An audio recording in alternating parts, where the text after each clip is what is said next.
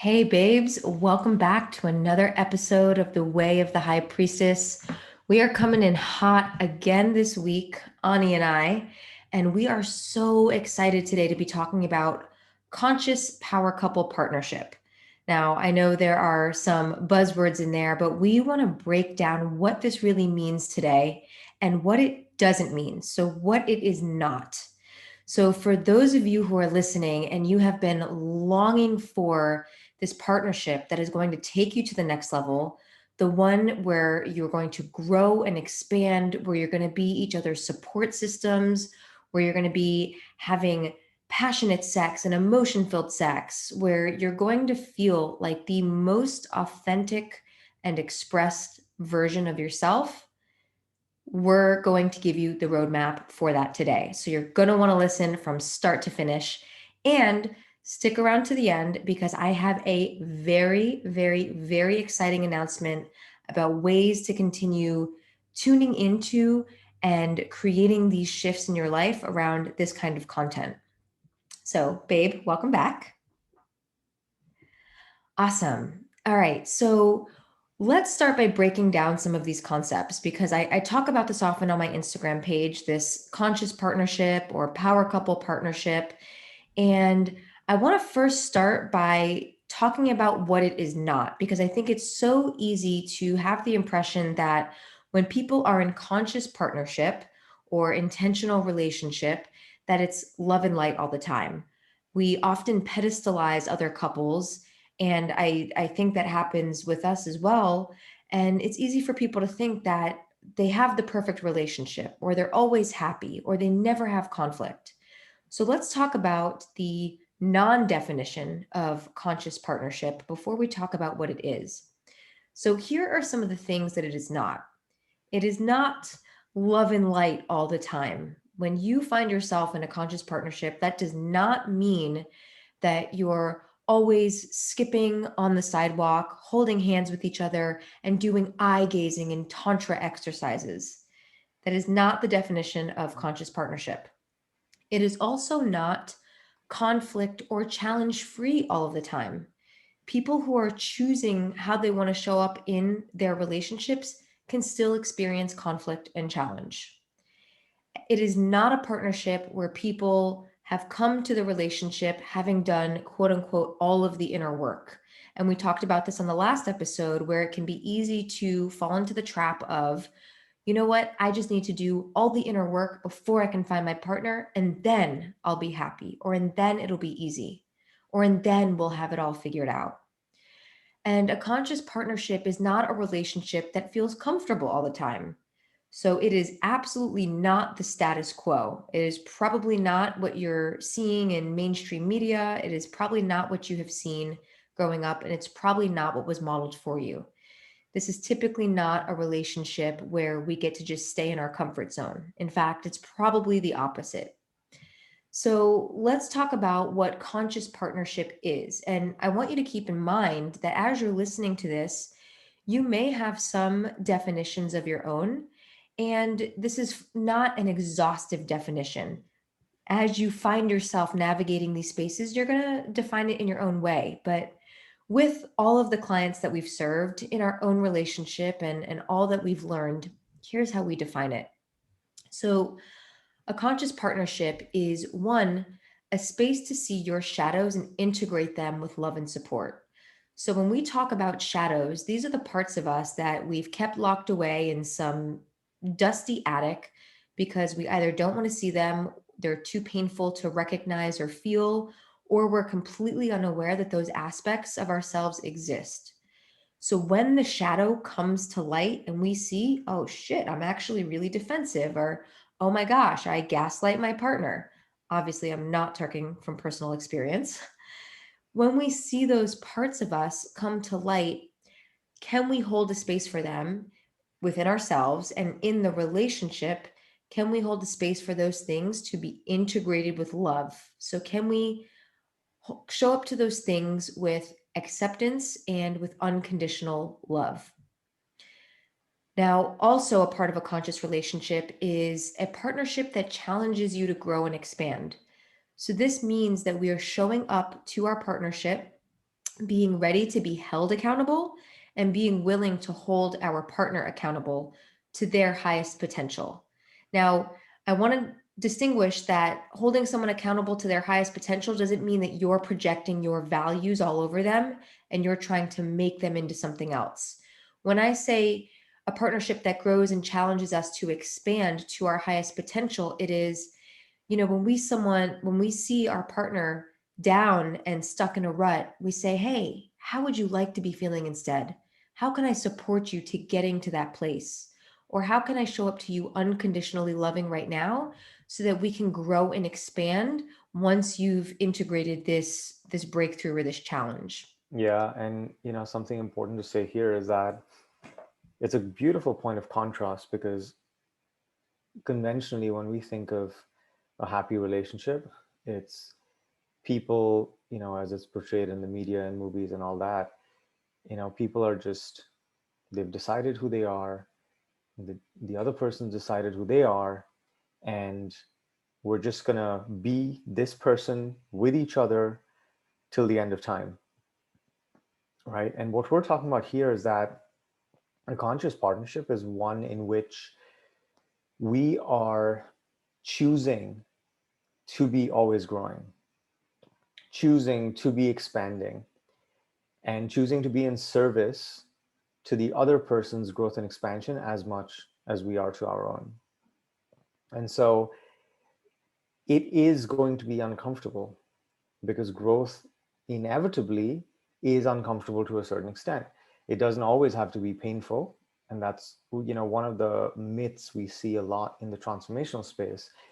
Growth doesn't have to be painful. It doesn't have to be full of suffering. It gets to be easy. It gets to be fun. But it's not always easy and fun either. And, another thing that came to mind as you were talking, Lee, was that in this kind of a partnership, we cannot expect that in a conscious partnership that both partners are conscious all the time, because Oh, you that's a know good one.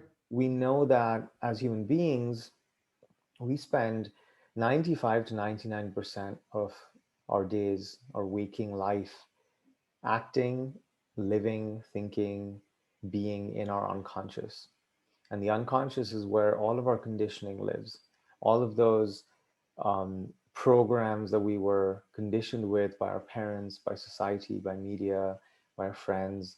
And so most of the time, people are acting from that place, right? So when we say conscious partnership, what we're really saying is that when we begin to expand that part of us that's actually consciously choosing how to act, how to react, how to love, even how to fight, right? Maybe the fighting can happen from a place of understanding and compassion and love rather than a place of anger, right? Rather than from a place of being reflexively triggered. And so the conscious piece in this conscious partnership is the degree to which we bring awareness, presence, and choice into the relational space that allows us to meet the other person from the pure, unlimited, innocent, compassionate, loving awareness that is in this moment right now. Not from the past, right? Not from a projected future, but from this moment right here. How can I meet you with love? How can I meet myself with love? Oh, beautiful. Okay, so let's continue to add to this framework. So it's also a space where both partners are doing their inner work and don't claim to be perfect. So this is great to Ani's point that we're both showing up as committed to doing our inner exploration and seeing what is there for us to be seen within ourselves, loving on ourselves as much as we can, every moment that we can, but also recognizing that we're not going to nail it all of the time. We're not going to be 100% of the time just, you know, nailing it. So this again is where we extend compassion both for ourselves and for the other person. And something I was just talking about with a friend of mine was that sometimes when we're in that place of doing the inner work, we can create the capacity to be able to hold the bag, so to speak, both for ourselves and the other person. So that if the other person isn't showing up in that moment from a place of intentionality, or if they are showing up from unconscious aspects, we can support them. And I And want to say, like, you modeled this really beautifully a few minutes ago hmm, when, I couldn't hold a bag. And in that moment, I really needed you to hold me, right? Not physically, because I wanted you to stay as far away from me as possible, but in an emotional sense. And I think it's a really beautiful point to illustrate, because what you did so beautifully was that you didn't jump in and react. You didn't jump in and get triggered. You didn't jump in and come in with your perspective. You allowed me to have my own perspective. We were both kind of clued into the fact that, I was having a mini outburst, and we were both connected to the space beyond that. But it was almost like I needed to have that outburst, and I needed that outburst to be held by someone who was going to just allow a space for that to be there. And hmm, often, you know as kids, we didn't have that. I didn't have that. I know you didn't have that. We didn't have a parent who allowed that outburst. In your case, you were immediately pressurized into containing your experience, being stoic and being the perfect child who, isn't, well, isn't seen or heard. But in my case, I was shut down with violence, you know, with physical violence, emotional violence. And so neither of us actually ever felt like we had the space to act out, right? And so the fact that you were able to hold that space where I could be in my unconscious, but what that unconscious act was met with was very different than what it was met with when I was a kid. And because it was met with a compassionate, open, loving space where you said, hey, what do you need right now? Would you like me to come close and give you a hug? Or do you want me to stay, far away? And you kept asking me questions. You kept soothing me. You kept, um, sending love and being very attentive. And what happened in that space was that my unconsciousness was met by your consciousness, and it offered a different ending to a loop that was very familiar for me in my childhood, that was well worn, where any of that emotional instability coming out would be met by force, right? And so by writing a different ending to the story, what you allow, and maybe this happens once more, twice more, but over time that response dies down because it's on meeting that same oppositional force that it met with when I was a child. And this is what I want to give you guys a real example of what growth looks like. And this, guys, we're talking about something that happened like literally a few minutes ago, right? So we're not perfect. A relationship like this is never perfect. Perfection is not the point, actually. Neither are the two people in the relationship.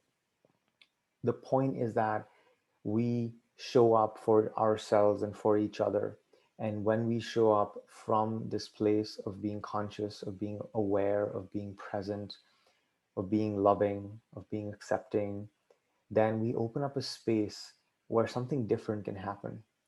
And when we keep doing this, when we are committed and determined to do this in a relational space, then both people grow, both people transform, lives change.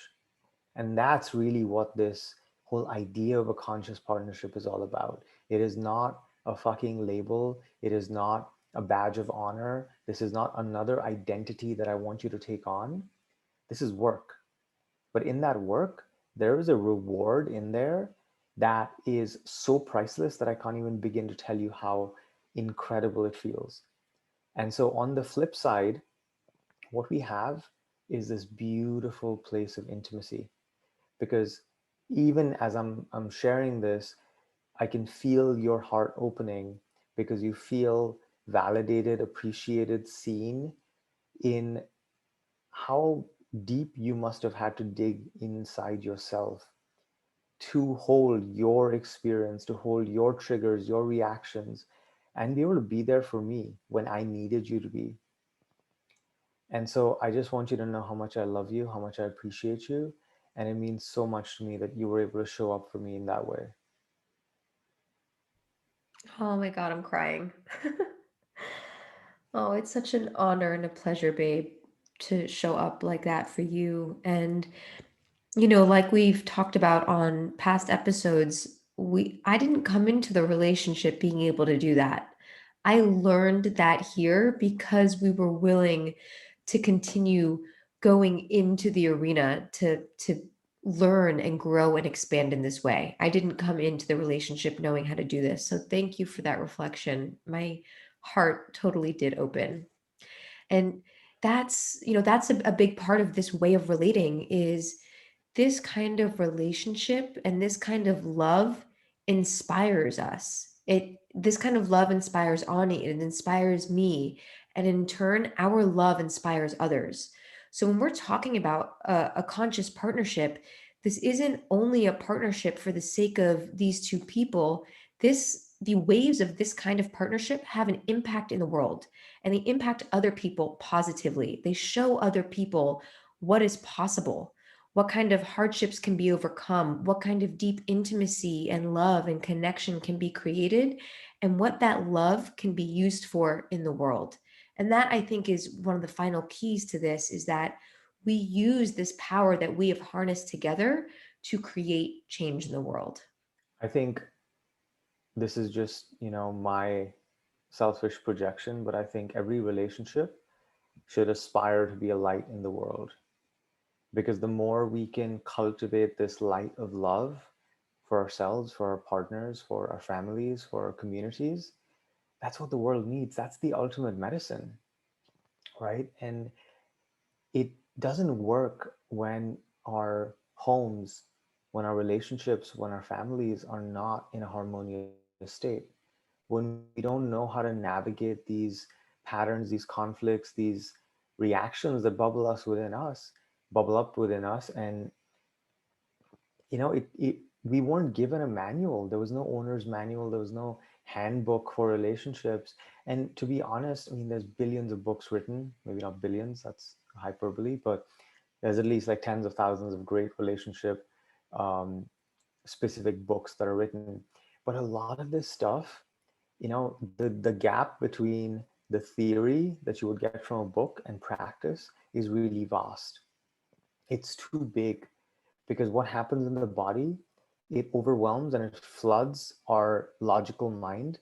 And a lot of this work is really about embodiment. It's about, can I allow there to be a space between me and my nervous system to develop a kind of intimacy in my body for me to get familiar with what's happening, right? Because even in this incident that we were just talking about right now, I was watching myself. I was maintaining this metacognitive awareness. I was watching myself having the outburst and allowing myself to have it. And I was communicating with you here and there, letting you know of the fact that I was aware that I was not full on in that state. But it was important for me to allow that to happen. And it was important for me to have you hold that space for me.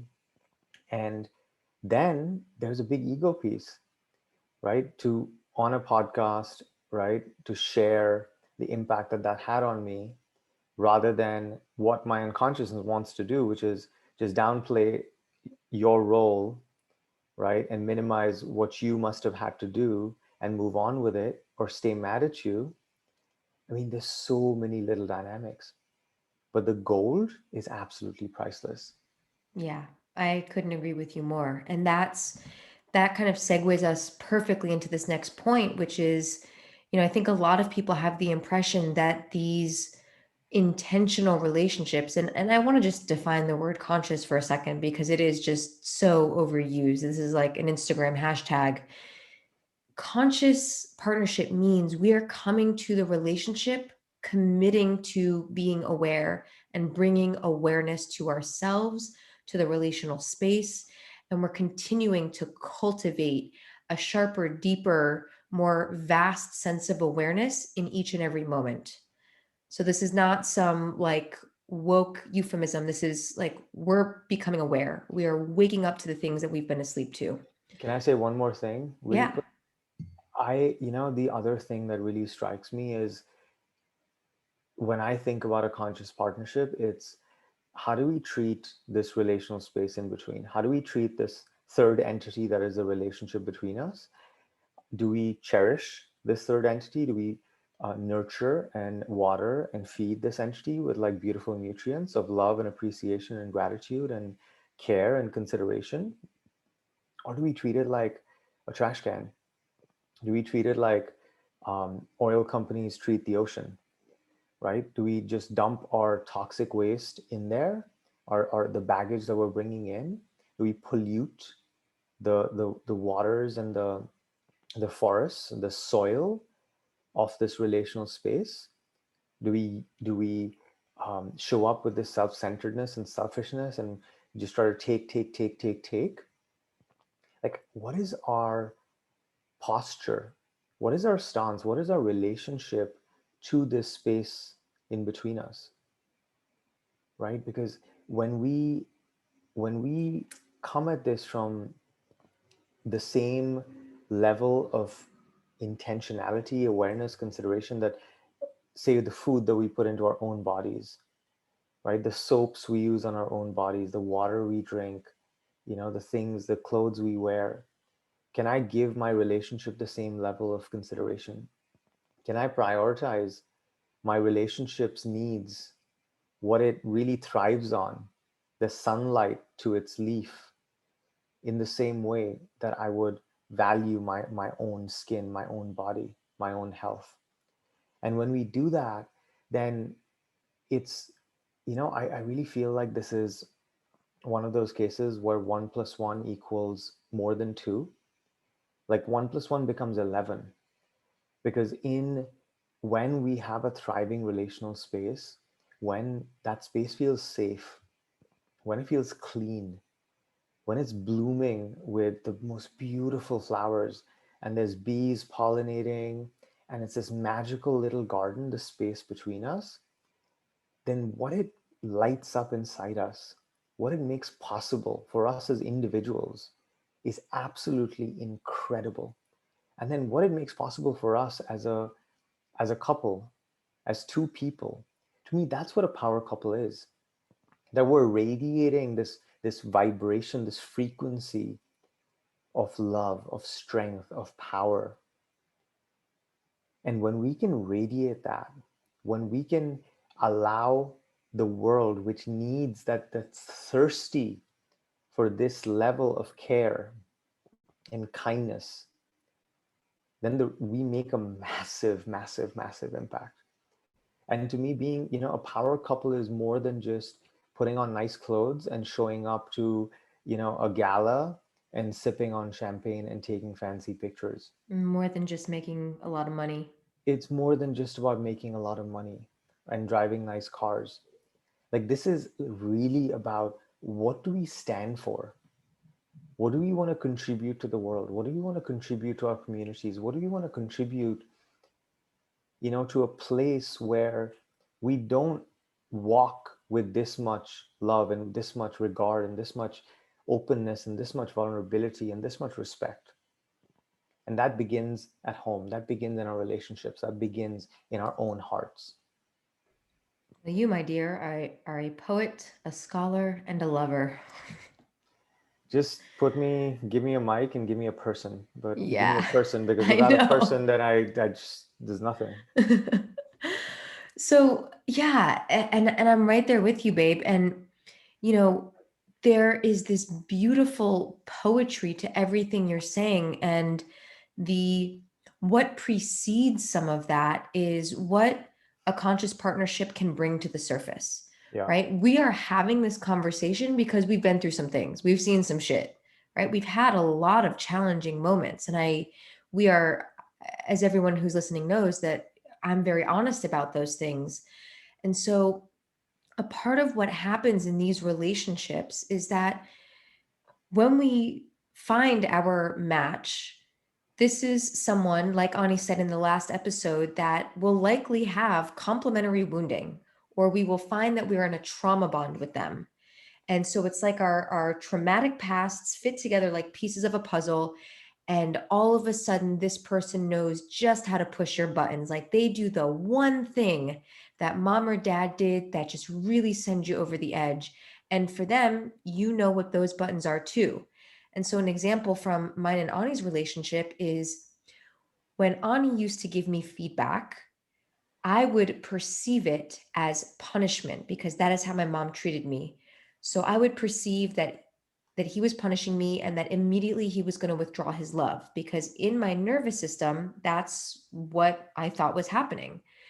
And so immediately if I'm being attacked or if I perceive I'm being attacked, of course I'm going to defend myself. So instead of being empathetic, which is what Ani actually needed in a moment when he was giving me feedback about the way my behavior impacted him, I got defensive. So I perceived attack because thanks, mom, love you. And I defended and attacked. And so now he triggered my core wounding. And then when I wasn't empathetic back, I triggered his core wounding because he never got the empathy or the understanding or the compassion or the space that he needed growing up. So now we are like two armed, like ignited missiles, like coming right at each other and creating an explosion. And we knew just how to get in there and trigger those wounds. Although at certain points in the relationship, we didn't know that was happening until we stepped back and saw this pattern arise enough times where we said, okay, what the hell is going on here? So you may find that in these relationships, that it's not always going to feel perfect or placid.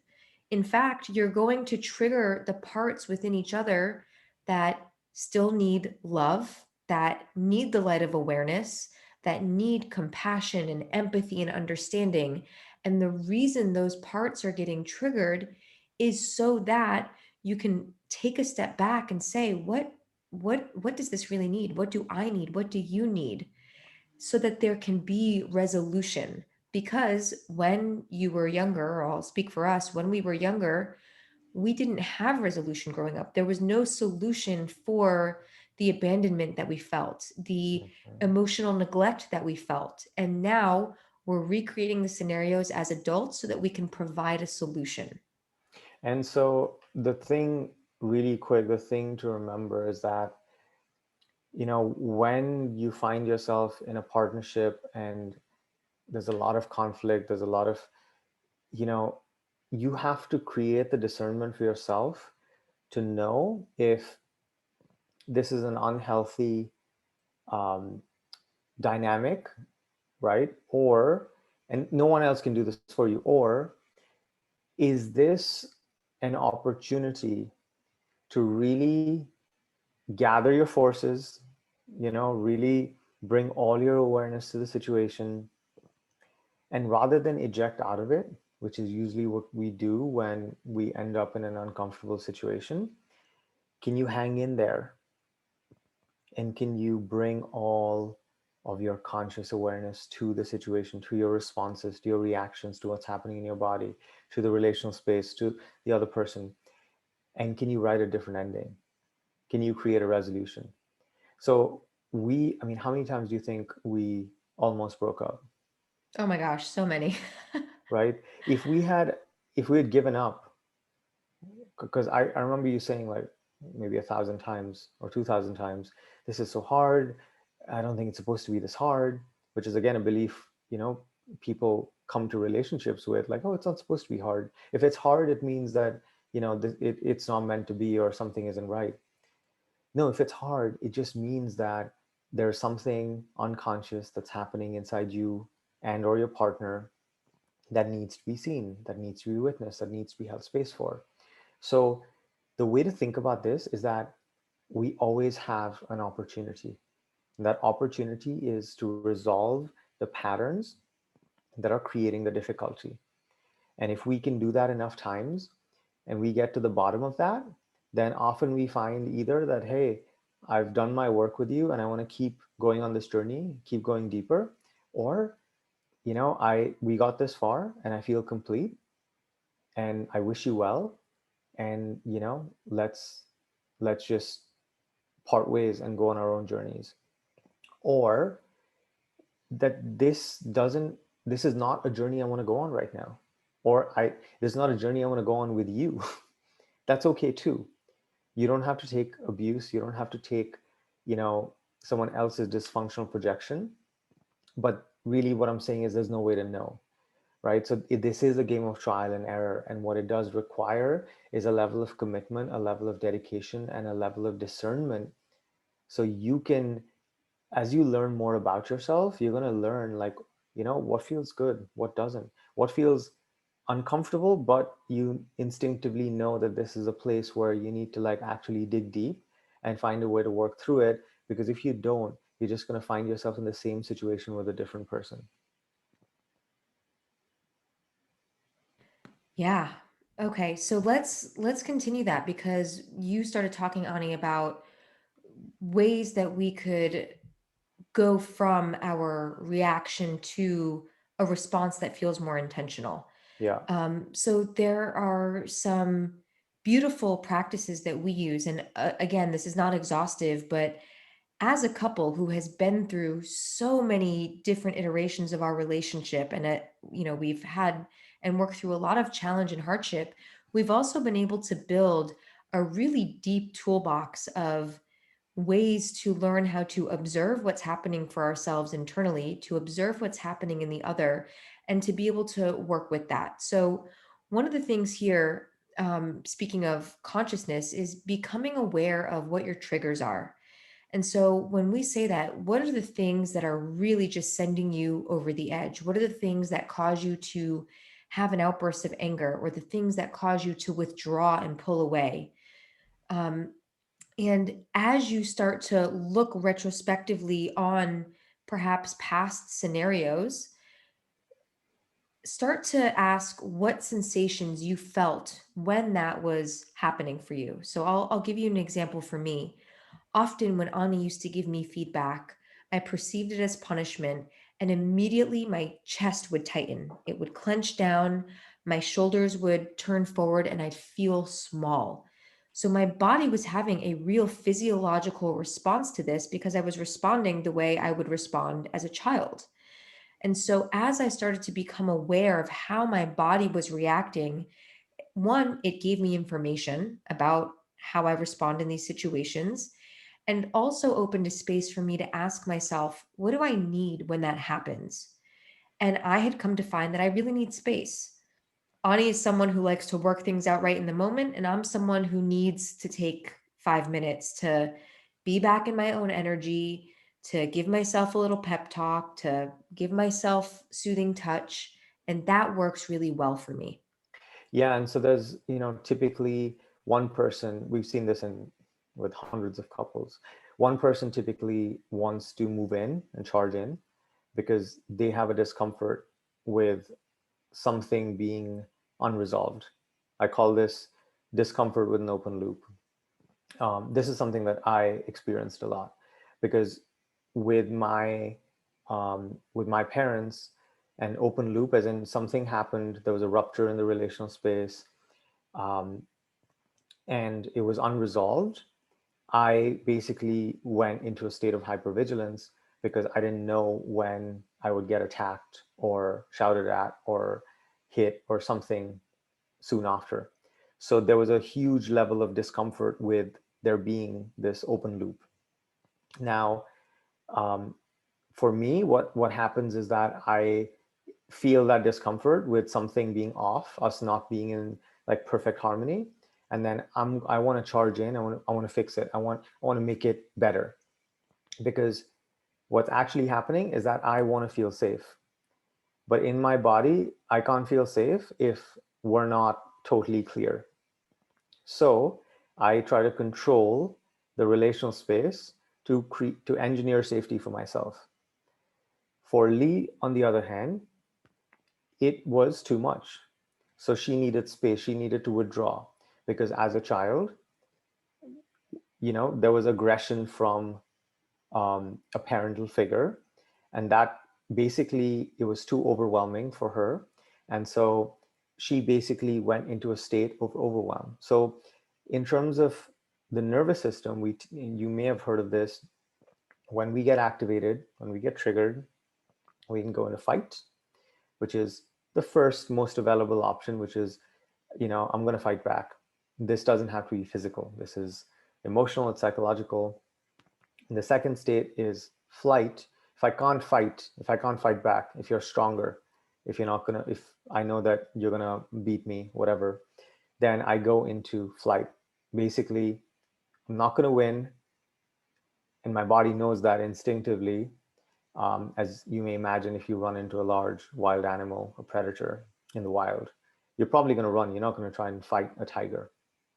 So the second option is to flee, right? Take flight. And this is the turning away.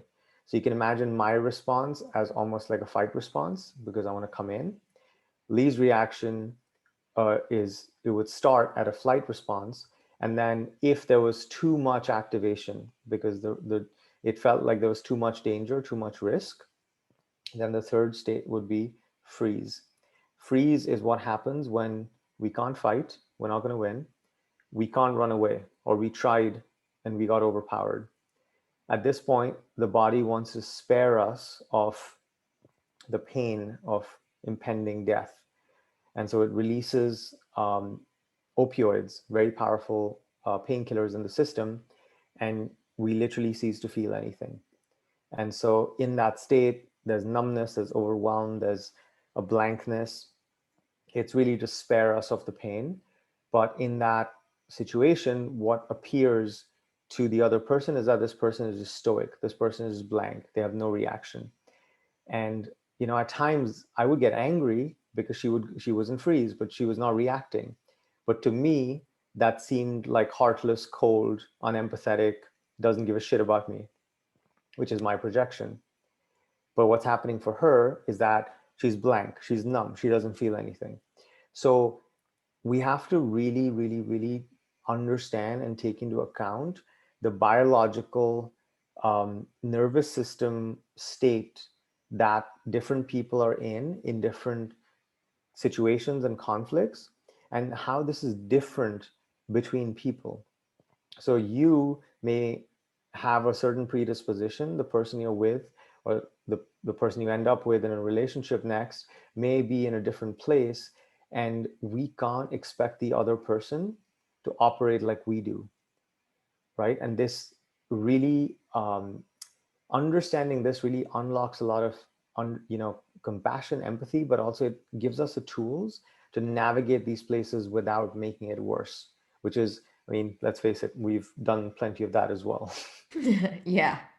Yeah, thank you for breaking that down, babe. That's really, really helpful. So, as you look back on your own experiences, what has been your response? This is a question to ask yourself. Do I typically fight? Do I flight? Do I freeze? Is it some combination of them?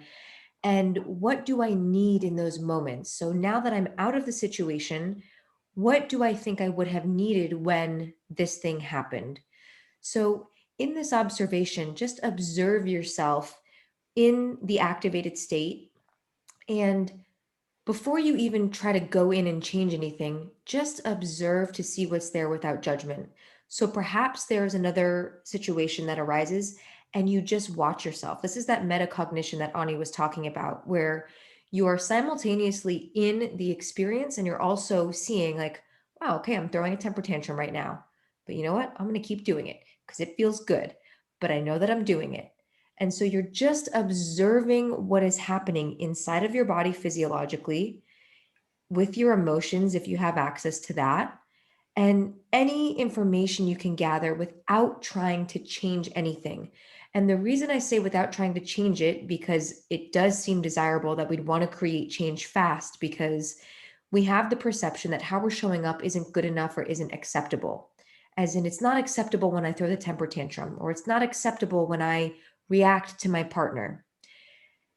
The reason I say to observe this for just a little bit without trying to change it is to create the environment within yourself that lets you know that you are okay to be as you are without trying to change yourself.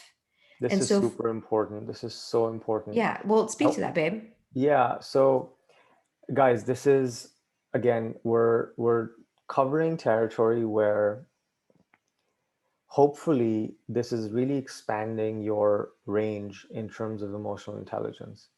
And really the what we're trying to do here is we're trying to give you these nuggets to help you raise your level of awareness and consciousness in terms of yourself, in terms of your own emotional states.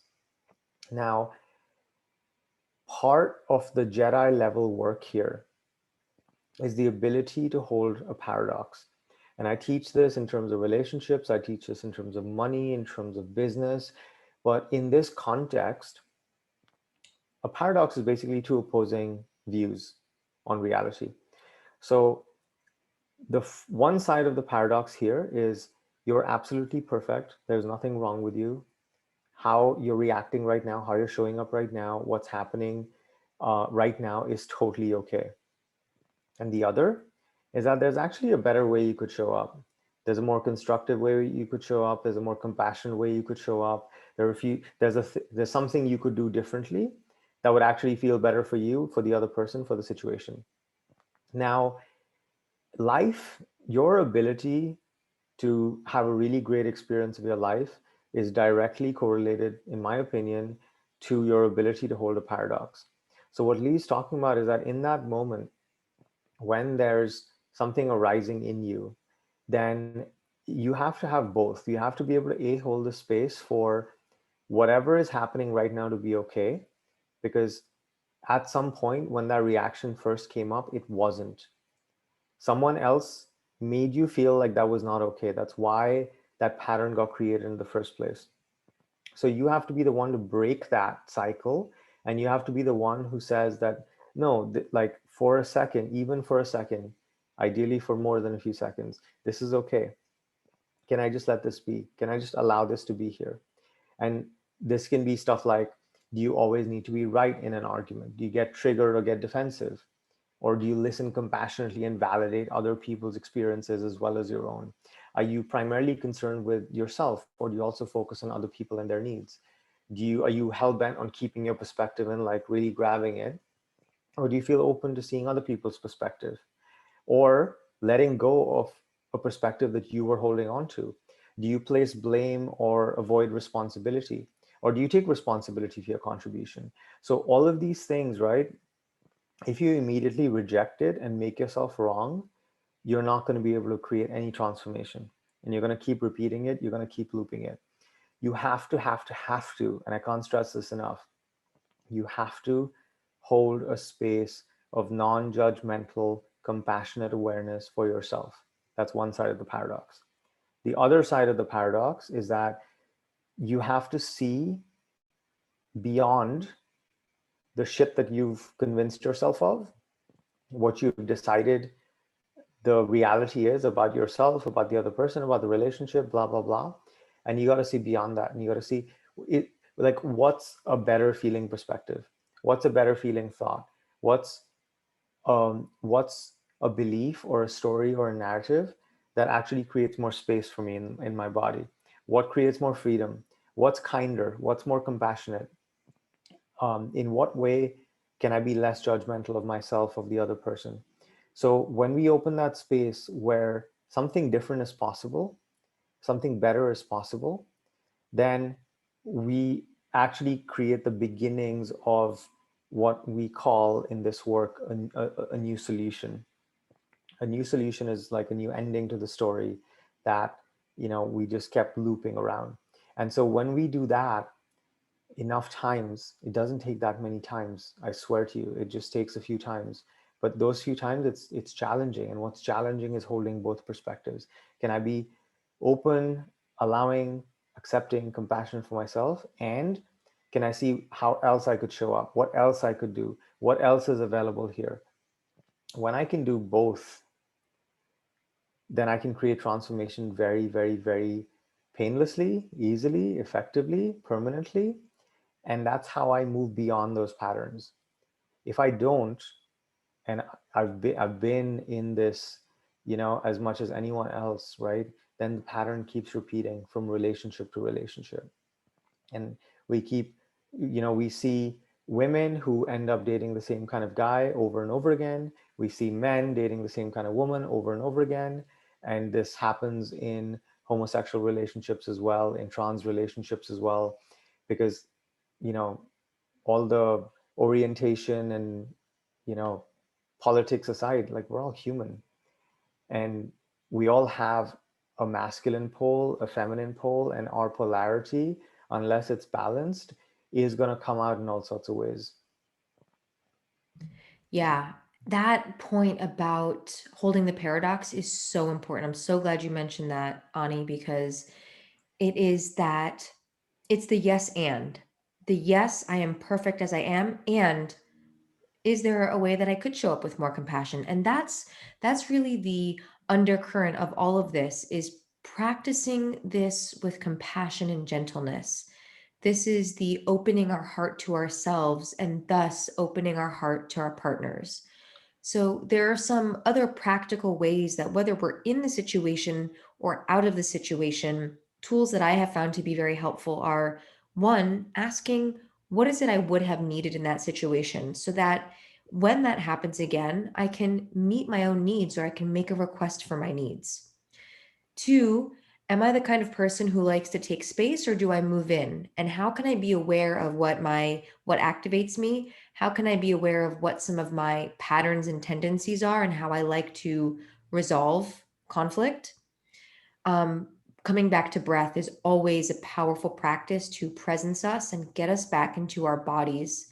And for me in particular, using simple affirmations really work. So when I would take space from Ani when we were in conflict, I would go into a room and I would practice soothing self touch, which is another great tool. And this is just one that resonates for me. And I would let myself know, you are safe. I love you. It's going to be okay. You're okay. And so simple phrases. And this was a way for me to give myself what I would have needed as a young child that I didn't get from my mother. And so I am literally acting as a mother to myself in the moment. So I am living as the one that's here and now. I'm living as the young child, and I'm living as the mother, all at the same time. And I'm letting myself know, it's okay. I got you. You're safe. And that allows me to gather myself up and then go back into the situation and approach it from the foundation and knowing that I am safe, regardless of what Ani says or regardless of how someone shows up, that I'm good. I've got my own back. And while that sounds like a simple concept, it's often very much glazed over, and it is something that is so vital here. So the last part is, outside of these situations, do a retrospective. Go back and see how you showed up in a situation and start to look at what was there and what you would have needed and what you would have done differently if you could do this again, what you think you did really well, what the other person might have done really well, so that you can get a full picture of what's happening and what you might need to shift for next time. And remember, guys, that you can use this in a dating context as well, right? If you don't have a committed partner, and a lot of people here may not, and you might be single, you might be dating. A lot of these things, they show up even in text exchanges when you're, communicating with someone to set up a date, and there's all these micro interactions that take place where all of these patterns show up, right? When something, a little bit of a rupture happens, or an expectation isn't met, or there's a miscommunication, what happens for you, right? Do you feel this discomfort that makes you want to just ghost this person, or like not respond to them? That's the turning away. Does it make you want to like immediately give them a call that's charging in, right? Do you feel overwhelmed? Does it disrupt your entire day? Or do you compartmentalize it so hard that there's no space for the part of you that wants romance and connection to breathe? So, we're talking about a lot of this stuff through the lens of our of relationships, because whether you're single or you're in a relationship, the bottom line is that, you know, it's only in relational spaces that we can practice relational skills. And the catch 22 that, this is the challenge that I see a lot of single people run into. And I ran into the same thing. And I think, Lee, you did as well, which is when you're single, how do you practice and improve your relational skills when you're not in a relationship, right? That's why we're doing all of this, because we're trying to give you the real time relational insight and wisdom and context and awareness, so that you can start observing these things now. Because I guarantee this is showing up in your relationship with your parents, with your friends, with your boss, with your employees. It's showing up in your relationship in your community. Your abandonment pattern is going to be projected on everyone else. Your fear of not being enough is going to be projected on everyone else. Your fear of betrayal is going to be the fear of taking. All of this stuff is global. And if you don't work through this stuff before you get into your next relationship, which, if you're hoping that that's the one, or it's this incredible journey of loving conscious partnership, then it's not going to be any different than your previous relationships. So we have to work through these things with people, but it doesn't always have to be with our next partner, right? We can work through these things beforehand, and some of this stuff might still show up when we get into that partnership. So that's the perfect segue into the exciting news that I shared in the beginning, which is that Ani and I are going to be leading a free live masterclass. So we are going to be with you for 5 days, and we are going to dive deep. So here's what we're going to be covering in the masterclass. One, why everything you've been taught about love is wrong. Very provocative, but we are going to debunk all of the myths about love and give you powerful reframes to show you how you can show up to love with yourself and love with others in a way that feels nourishing and supportive. Day 2 is going to be the keys to attracting aligned love. So no more attracting the ones that feel toxic or the ones that you play out the same patterns with that you never seem to resolve. How do we actually use the roadmap to attracting a love that feels aligned for you? 3, how to become a magnetic woman. So if you haven't already gathered, this work is going to be for those who identify as women. And fellas, I promise we will have something for you as well. So just keep tuning in. We love you. On day 4, what men really want. So this is going to be really exciting because we are going to get an inside look at what men who are showing up ready to create conscious partnership actually want. And I promise you, it's probably not what you think and not what you've been taught. And then on day 5, we're going to talk about how to create conscious partnership, even if you're single. So this is what Ani alluded to before is how do I start doing this inner exploration, even though I'm not in a relationship? We're going to give you the blueprint for all of that.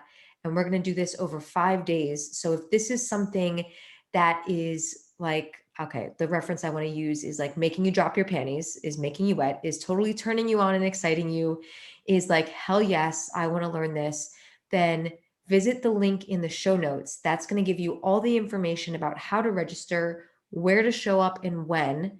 And then on day 6, it's going to be all about answering your questions. So we're going to do our best to answer your questions throughout the 5 days of the live sessions. But day 6 is going to be dedicated to answering your questions. So if you do have questions, please direct message me on Instagram or send me an email, hello@linoto.com. Send me your questions and we're going to be answering those on day 6. Okay, so now that the cat is out of the bag, very, very exciting. I'm so excited to be launching this with you, babe. And is there anything you want to say in closing? Yeah, if you've been listening to this, the previous episodes, and you keep tuning into this, and there's something in how we talk, what we talk about, how we express, how you relate to each other that you find interesting, that you find captivating, that you find like, hey, one day I want to have a partner that I can have this kind of a relationship with. One day I want to have the kind of relationship where we can be this open and honest with each other, where we can be this authentic, where we can be this expressed, where we can be this challenged, where we can be called to step up this hard. If any part of our relationship feels like something that you want to put on your vision board in some way in terms of what you want in the next relationship that you want to create, this is your opportunity to calibrate to the frequency of our relationship, of our love. And I hope by now you get the sense that this is not like, this shit is not about perfection. I'm not perfect, Lee's not perfect, our relationship isn't perfect. But what we do really well is that we show up. We show up hard for ourselves and for each other. We get honest, we get real, we get vulnerable. We look at, opportunities for us to grow, and we fucking grow and we evolve, and we're in this game for life. But we're not um what's the word I'm looking for? This is not a game of attachment and possession. As in, Lee doesn't belong to me, I don't belong to her. We're both free sovereign individuals who are choosing to relate to each other in this way. We're committed to continually revealing our best and highest self in this relationship. We're committed to serving each other, being devoted to each other, worshiping each other, and reflecting to the other person what they need to see about themselves and what they need to hear and what they need to know. And we're committed to using our relationship to light up the world in as many ways as we can. So if any part of this is interesting to you, if there's a desire you feel to calibrate to the frequency of our relationship, I'm going to challenge you to actually click on that link, show up to every single day in that masterclass. Because if this doesn't resonate, then it's an easy decision, right? There's other people who will probably speak to you more, and that's totally fine. Go follow them, go work with them. But if this feels interesting for you, relevant for you, if something resonates hard, follow that. Get excited, because when you allow yourself to be calibrated by the things around you, by the people around you, by the relationships around you, that's how you attract those things into your life. Because everything in your life is a tuning fork, right? So the question is, what are you calibrating to? Are you, and for most people, what you're calibrating to is your parents' relationship. And that's what you keep recreating. And if you keep calibrating to what you've been calibrating to your whole life, first against your will pretty much, and then unconsciously, if you keep doing that, you're going to keep ending up with the same results, the same kind of patterns, the same kind of people. If you want something different, if what we have is something you want, then click on that fucking link, because this is your chance to actually create that for yourself. It's free. We're going to be with you for 6 days. What you put in is what you get. If you're serious about creating an incredible, mind-blowing conscious partnership, join us. Walk with us on this journey. Be with us as we share everything. We're literally not holding anything back. And you get front row seats to really understanding and experiencing and learning about what it takes to actually create this kind of relationship, and keep it going and keep it thriving. And we'll answer your questions, and it's just going to be a lot of fun. And we're having so much fun just doing this. So I can't even begin to imagine what the masterclass is going to be. Thank you for creating that invitation, babe. All right, beautiful people. That's it for us today. We will be back with you again next week. And next week, we're going to be talking all about the common beliefs that have been holding you back from attracting your dream partner and how to shift them. So, we're going to address these things head on. So, buckle up and get ready for a good ride. And until then, much love and good vibes. Peace.